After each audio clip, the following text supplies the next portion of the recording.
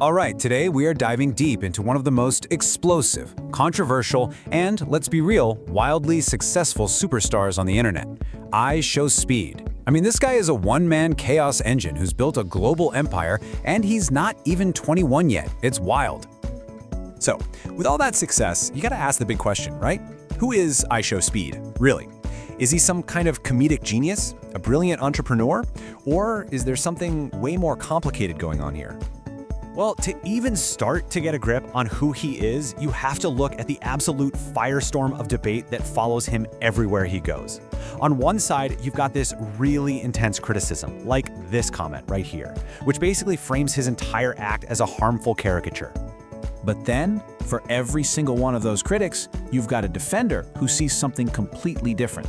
They see a young guy who, underneath all that chaos, has a good heart and just needs a little bit of room to grow.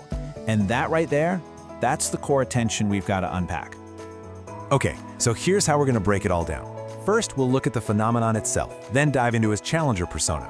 After that, we'll tackle the community divide he's created, the business behind all the barking, his surprising role as a global ambassador, and finally, what it all tells us about Gen Z culture. So first up, the IShowSpeed phenomenon. Let's just start with the sheer scale of his success. I mean, we're talking about a kid from Cincinnati, Ohio, who somehow became a household name for millions and millions of people all over the world. And that fame? Oh yeah, it translates into some serious money. Get this, by 2025, Darren Watkins Jr., that's IShowSpeed, has an estimated net worth of a staggering $30 million. And he's built most of that empire just from his YouTube streams and selling merch. So how do you do it? What's the secret sauce? It's basically an unfiltered, completely unpredictable fire hose of pure energy. It really doesn't matter if he's playing a video game or traveling across the globe. His content is all about those explosive reactions and these moments of just absolute chaos, like, his now famous dog bark. But watching all this, you have to wonder, right? How much of this is an act? Is it all just a character he's playing for the camera? Or is there something real, something deeper, driving this really extreme personality? Well, some personality analyses actually suggest his behavior lines up perfectly with what's called the Enneagram Type 8, also known as the Challenger. Now, this personality type is defined by a deep-seated need to control their own life, their own destiny. They have this intense energy, and they absolutely hate being controlled or manipulated by other people. And when you look at him through that lens, his most famous on-screen antics, they start to make a totally different kind of sense. Think about it. The yelling, the barking. Maybe it isn't just random. It's a way for him to dominate his environment. And all that over-the-top emotion, it could actually be a shield to keep him from appearing weak or vulnerable. It's a really fascinating way to look at his whole brand, isn't it? Okay, but of course, this very public, very loud persona has also sparked a massive, and let's be honest, often painful debate, and this is felt especially strongly within the Black community. And really, the whole debate pretty much boils down to these two completely different ways of seeing what he's doing.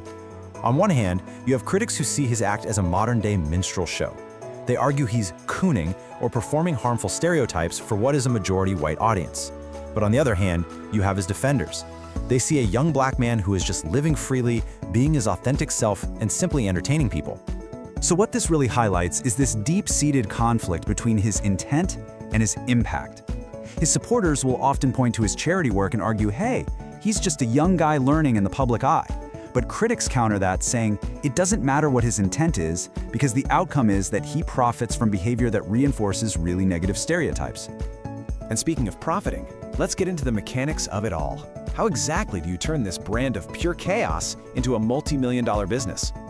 Well, his main engine is YouTube's AdSense. That brings in an estimated $7 million a year, which is just wow.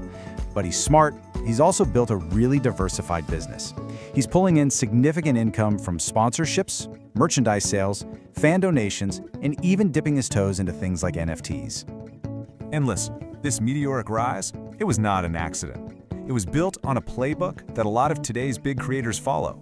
We're talking consistency, always uploading, a feeling of raw authenticity, actively engaging with his community, mixing up the content so it doesn't get stale, and of course doing those big strategic collabs to reach brand new audiences. Now, all of this success has given him this massive platform, a platform that's led to some truly surprising real-world impact. It's actually turned a gaming streamer into a kind of unlikely global cultural force. Just take his obsession with the soccer superstar Cristiano Ronaldo.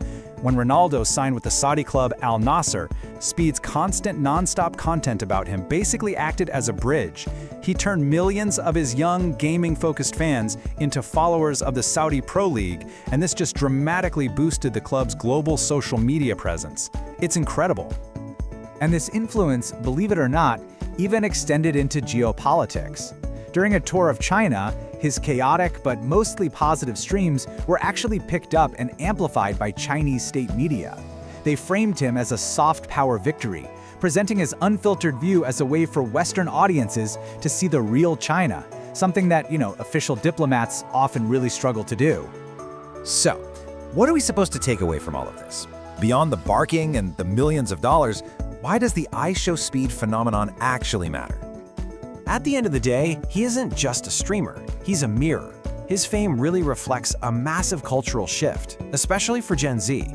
In a world that is just saturated with performative, super polished content, his raw, unfiltered chaos has become the new currency.